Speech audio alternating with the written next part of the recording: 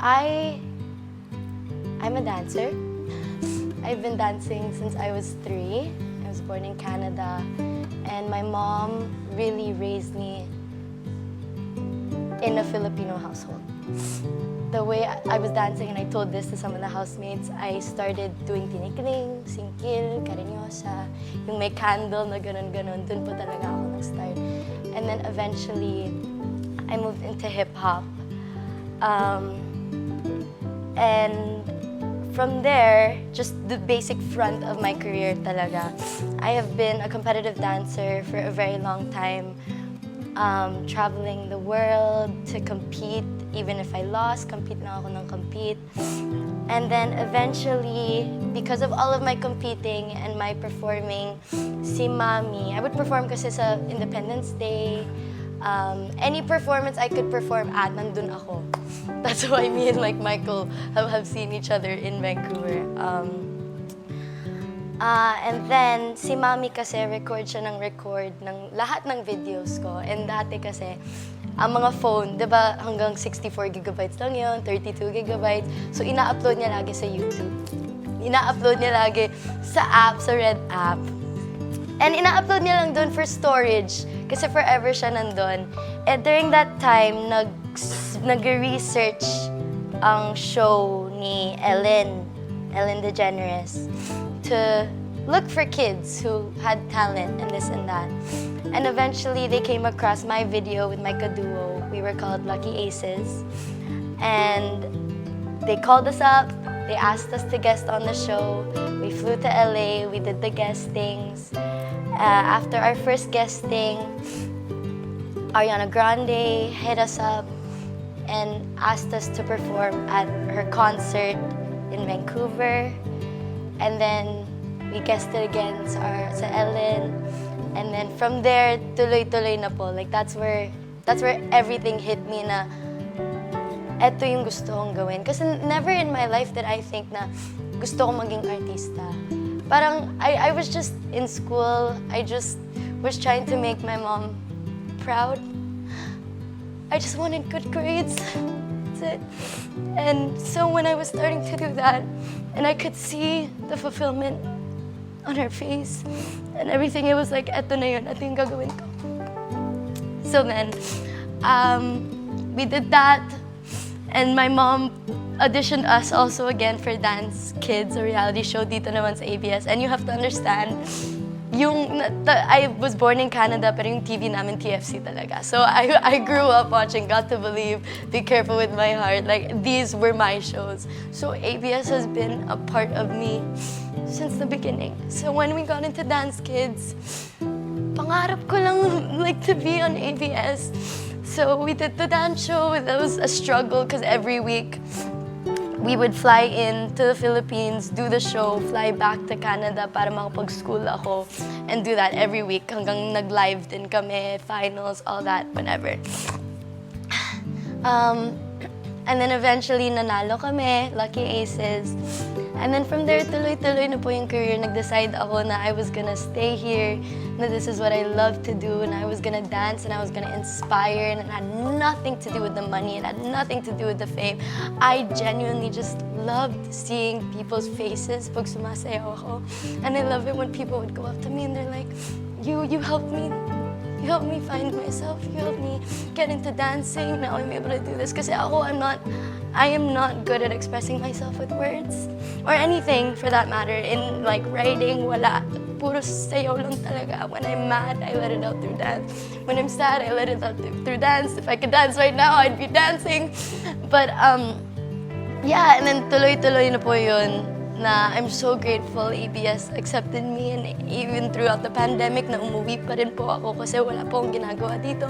ABS was still there for me, and I continued to audition and do jobs and all of that, and now I'm here. But as for the reason why I am here,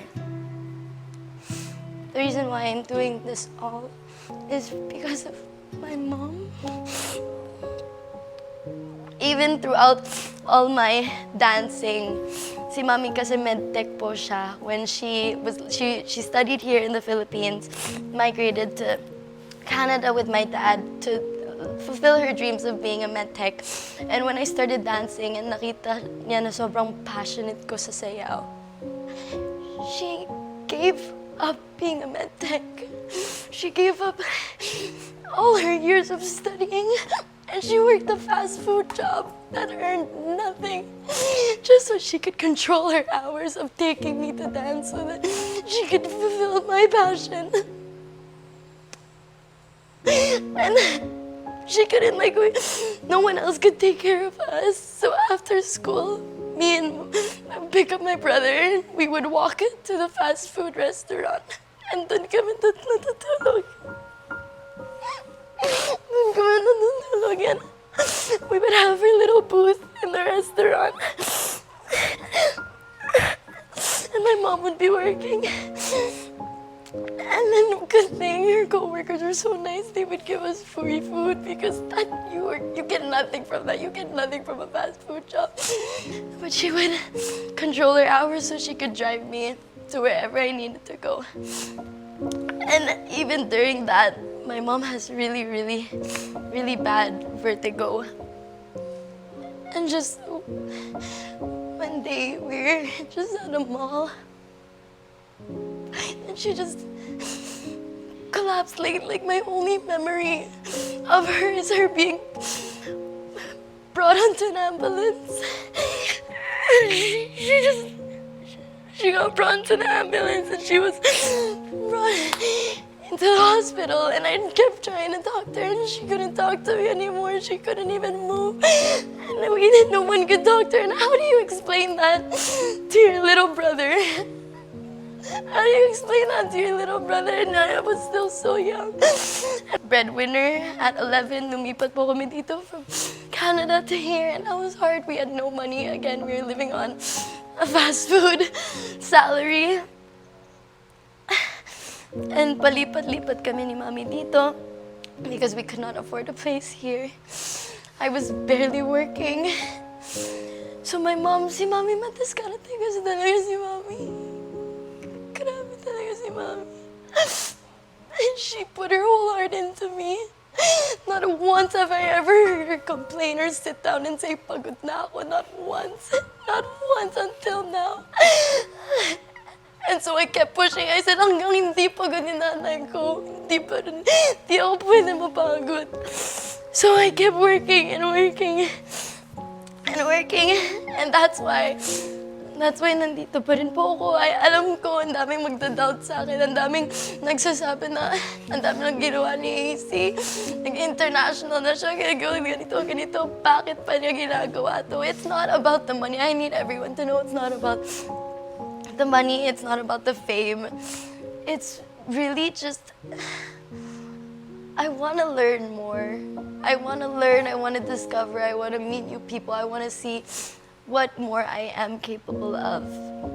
But yeah, I'm very excited to be here with you guys and have a family. But as to why, yun nga po, nanay ko po, mawala na po lahat. Basta wag nanay ko talaga. Wag talaga. So yeah, that's why I'm here. I think I said no. Okay. Try to control it. Everybody knows me as AC the dancer, AC this, AC that, but does anybody know me as a daughter? Like, the way I was raised, the people around me. Yun kasi talaga ako eh. I'm not the dancer, and my skill does not make me who I am. I am me because of my mom. I'm me because of the people around me and the people who have raised me. And it's my personality that makes me have such a good circle. I don't have a good circle because I can dance. I don't have a good circle because I have the skill. I want to show people that I am just like them. That I am just like you, trying to figure it out in this world full of chaos. Yeah, I'm a daughter. I'm a daughter first and foremost, and people need to know that.